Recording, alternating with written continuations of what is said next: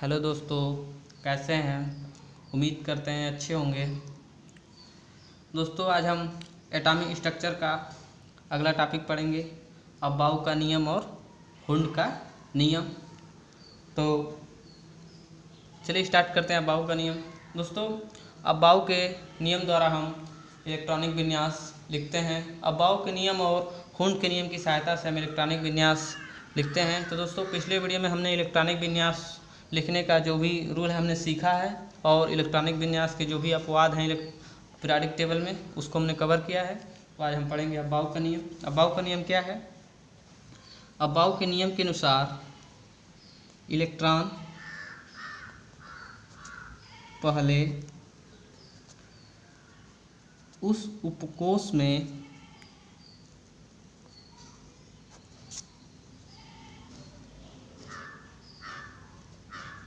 प्रवेश करेगा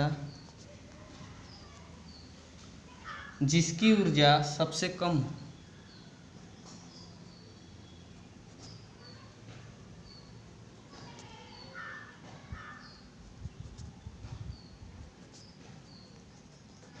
दोस्तों उपकोष के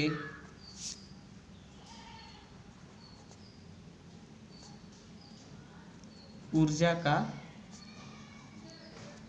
क्रम। दोस्तों अबाउ का नियम क्या है? इलेक्ट्रॉन पहले उस उपकोष में प्रवेश करेगा जिसकी ऊर्जा सबसे कम हो। उपकोष की ऊर्जा का क्रम क्या है तो आइए देखते हैं।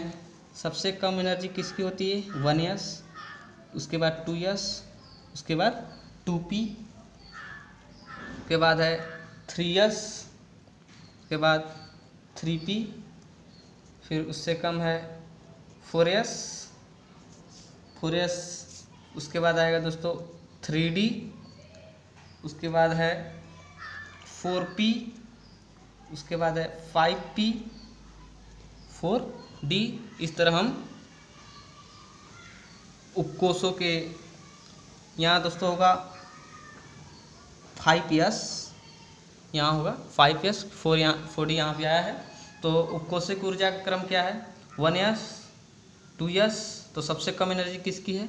1s, उससे अधिक 2s, उससे अधिक 2p, उससे अधिक 3s, उससे अधिक 3p, उससे अधिक 4s। दोस्तों यही ध्यान देना होता है। उससे अधिक 3d, उसके बाद 4p, उसके बाद 5s, उसके बाद 4d। फिर इस तरह दोस्तों हम 7s तक जाएंगे, क्योंकि आवर्त में 7 आवर्त होते हैं। दोस्तों कोष क्या होते हैं, आवर्त क्या होते हैं, ये सब आपको पिछले वीडियो में हमने समझाया है। उस वीडियो को देखने से पहले आप पीछे के मेरे जो भी वीडियो हैं उनको देखें, ताकि आपको अच्छे से एटॉमिक स्ट्रक्चर समझ में आए। तो ये था दोस्तों हमारा अबाउ का नियम। अब दोस्तों इस नियम की सहायता से हम इलेक्ट्रॉनिक विन्यास लिखें। जैसे 17 क्लोरीन का परमाणु क्रमांक 17। अब इसका इलेक्ट्रॉनिक विन्यास लिखें। 17 इलेक्ट्रॉन है, तो सबसे पहले इलेक्ट्रॉन किस में जाएगा? 1s। यस में अधिकतम कितने इलेक्ट्रॉन?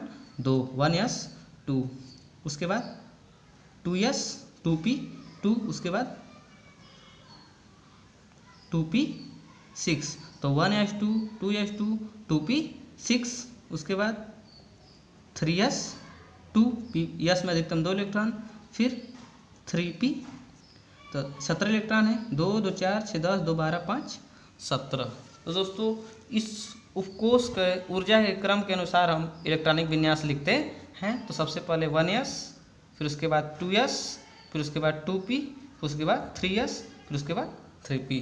तो दोस्तों इस तरह हम इलेक्ट्रॉनिक विन्यास लिखेंगे। चलिए दोस्तों एक और एग्जांपल लेते हैं। जैसे हम 21 स्कैंडियम ले लें, परमाणु क्रमांक 21 21। तो इसका इलेक्ट्रॉनिक विन्यास कैसे लिखेंगे? 1s 2, 2s 2, 2p 6, फिर उसके बाद 3s 2, 3p 6। यहाँ तक दोस्तों हो गया। और उसके बाद आता है 4s 2 और 3d। इसके बाद क्या आएगा? 3d 1। दोस्तों 21 इलेक्ट्रॉन देखते हैं 21 है कि नहीं। 2 2 4 6 10 2 12 6 18 2 20 21। तो दोस्तों इस तरह हम अबाउ के नियम की सहायता से इलेक्ट्रॉनिक विन्यास लिखते हैं। तो अबाउ का नियम है क्या? इलेक्ट्रॉन पहले उस उपकोष में प्रवेश करेगा जिसकी ऊर्जा सबसे कम हो। उपकोषों की ऊर्जा का क्रम क्या है? सबसे कम एनर्जी 1s की है, उसके बाद 2s की है, उसके बाद 2p की है। तो सबसे कम एनर्जी किसकी है? 1s की। 1s से अधिक किसकी है? 2s की। 2s से अधिक किसकी है? 2p की। 2p से अधिक किसकी है? 3s की। 3p से अधिक किसकी है? 3p। 3p से अधिक किसकी? 4s से, और 4s उसके बाद 3d, फिर उसके बाद 3p, इस तरह डॉट डॉट डॉट इस तरह हम उपकोष का एनर्जी का क्रम है। कोष कितने होते हैं? 7 होते हैं। दोस्तों ये जो नंबर लिखा है कोष है, ये क्या है? उपकोष है। तो पहले कोष में कौन से आवर्त होते हैं? केवल यस। पहले कोष में कौन सा उपकोष होते हैं? केवल यस। दूसरे कोष में कौन से होते हैं? यस और पी दोनों। और तीसरे में आप देख रहे होंगे कि यस, पी और डी तीनों आते हैं। चौथे में भी दोस्तों इसी तरह एस, पी, डी और एफ चारों आएंगे। तो दोस्तों इस तरह हमने पढ़ा अब्बाउ का नियम। दोस्तों अब्बाउ का नियम क्या है? अब्बाउ के नियम की सहायता से हम इलेक्ट्रॉनिक विन्यास को लिखते हैं। अब्बाउ का नियम और हुंड के नियम की सहायता से हम इलेक्ट्रॉनिक विन्यास लिखते हैं। तो अब्बाउ का नियम क्या है? इलेक्ट्रॉन पहले उस उपकोष में प्रवेश करेगा जिसकी ऊर्जा सबसे कम हो। उपकोषों की ऊर्जा का क्रम आपको हमने बताया। एग्जाम्पल चाहे तो आप और एग्जाम्पल से चेक कर सकते हैं। दोस्तों अब हम जैसे लिखते हैं 24 क्रोमियम,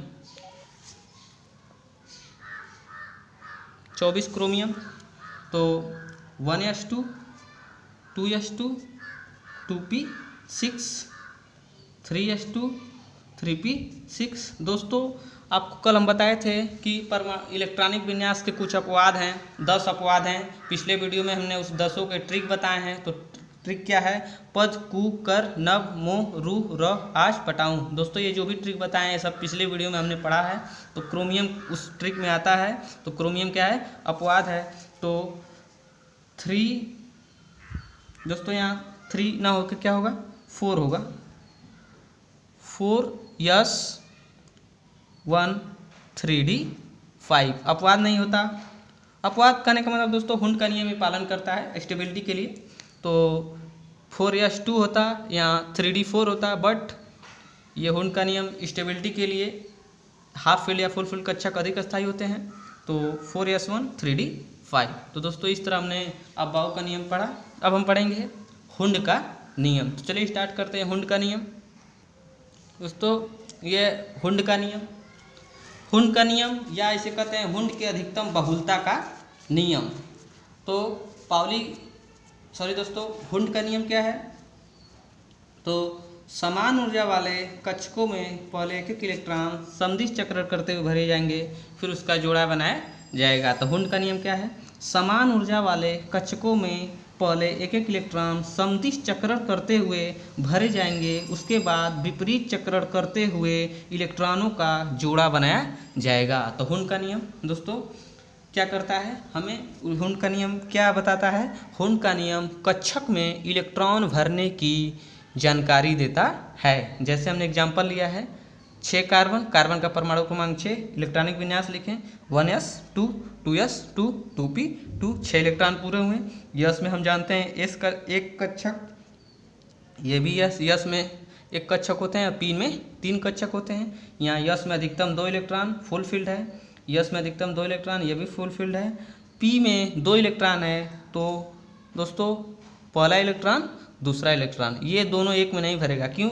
यही हुंड का नियम कक्षक में इलेक्ट्रॉन भरने को बताता है। यहाँ 3 होगा तो पहला दूसरा तीसरा, यहाँ 4 होगा तो पहला दूसरा तीसरा चौथा, यहाँ 5 होगा तो पहला दूसरा चौथा पहला दूसरा तीसरा चौथा और पाँचवां। यदि 6 होगा तो पहला दूसरा तीसरा चौथा पाँचवां छठवां। तो हुंड का नियम क्या कहता है? समान ऊर्जा वाले कक्षकों में पहले एक इलेक्ट्रॉन समदिश चक्रण करते हुए भरे जाएंगे, फिर उसके बाद विपरीत चक्रण करते हुए उसका जोड़ा बनाया जाएगा। तो दोस्तों यहाँ पर हमने और एग्जाम्पल लिए हैं। जैसे आप देख रहे होंगे 12 magnesium, 1s2, 2s2, 2p6, 3s2। इस तरह इसका इलेक्ट्रॉनिक विन्यास हुआ। अब कक्षकों में इलेक्ट्रॉन भरते हैं। तो यस में एक कक्षक 2 इलेक्ट्रॉन, एक क्लॉकवाइज दूसरा एंटी क्लॉकवाइज। 2s में 2 इलेक्ट्रॉन, एक क्लॉकवाइज दूसरा एंटी क्लॉकवाइज। 2p6 में 6 इलेक्ट्रॉन, तो पहले एक एक इलेक्ट्रॉन समदिश चक्रण करते हुए बढ़ेंगे। दोस्तों यहीं पे आपको हुंड का नियम समझ में आएगा कि एक, तो दोस्तों इस तरह हुंड के नियम द्वारा हम इलेक्ट्रॉनों को भरते हैं। जैसे हमने अभी एग्जांपल लिया 12 मैग्नीशियम, कितने इलेक्ट्रॉन है? 12 इलेक्ट्रॉन है। तो 1s2 2s2 2p6 3s2, कितने इलेक्ट्रॉन? 12 इलेक्ट्रॉन। s एक कक्षक, 2s एक कक्षक, p 3 कक्षक है, एक कक्षक में 2 इलेक्ट्रॉन, तो p 3 कक्षक में 6 इलेक्ट्रॉन, और 3s2 यस में एक कक्षक 2 इलेक्ट्रॉन। तो इलेक्ट्रॉन कैसे भरना है? इलेक्ट्रॉन पहले समदिश चक्रण करते हुए भरे जाएंगे, फिर उसका जोड़ा बनाया जाएगा। तो कहने का मतलब दोस्तों, हुंड का नियम कक्षकों में इलेक्ट्रॉन भरने की जानकारी देता है कि आप कैसे कक्षक में इलेक्ट्रॉन भरेंगे। तो कैसे भरेंगे? यदि 6 इलेक्ट्रॉन है तो सब में एक एक पहले सेम डायरेक्शन में, फिर सबका जोड़ा बनाया जाएगा विपरीत डायरेक्शन में। कहने का मतलब दोस्तों यही है कि हुंड का नियम कक्षकों में इलेक्ट्रॉन भरने की जानकारी देता है। तो हमने क्या क्या पढ़ा आज? हमने पढ़ा अबाउ का नियम और हुंड का नियम। अबाउ का नियम क्या है? इलेक्ट्रॉन पहले उस उपकोष में प्रवेश करेगा जिसकी ऊर्जा सबसे कम है। हमने आपको उस उपकोषों की ऊर्जा का क्रम बताया। दूसरा हमने नियम पढ़ा हुंड का नियम। हुंड का नियम क्या है? समान ऊर्जा वाले कक्षकों में पहले एक एक इलेक्ट्रॉन समदृश चक्रण करते हुए भरे जाएंगे, उसके बाद विपरीत चक्रण करते हुए इलेक्ट्रॉनों का जोड़ा बनाया जाएगा। तो दोस्तों इस तरह हमने एग्जाम्पल लिया 6 कार्बन, परमाणु क्रमांक 6, 1s2 2s2 2p2, यस में अधिकतम 2 इलेक्ट्रॉन, 2s में अधिकतम 2 इलेक्ट्रॉन, p2 है तो एक इस कक्षक में एक दूसरा इलेक्ट्रॉन, इसका अगर 3 होता तो यहाँ। जैसे एक एग्जाम्पल अगर और लेते हैं, यहाँ पे अगर एक एग्जाम्पल ले लें हम 8, दोस्तों 8 ऑक्सीजन ले अगर, तो 1s2 2s2 2p कितना होगा दोस्तों? 4, 4 4 8।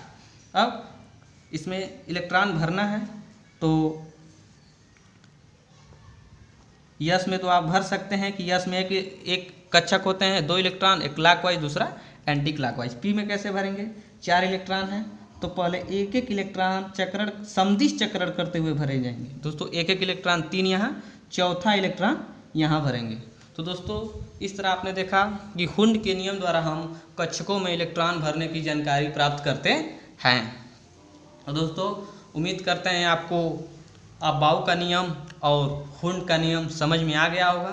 दोस्तों इसे पिछले वीडियो में हमने इलेक्ट्रॉनिक विन्यास को बिल्कुल बेसिक से पढ़ा है, ताकि आपको इलेक्ट्रॉनिक विन्यास अच्छे तरह से समझ में आ जाए। और फिर उसके बाद इलेक्ट्रॉनिक विन्यास के अवर सारणी में 10 अपवाद हैं जो कि बहुत ही इंपॉर्टेंट हैं, उसको हमने पिछले वीडियो में पढ़ा है। जैसे क्रोमियम है, पीडी है, पीटी है,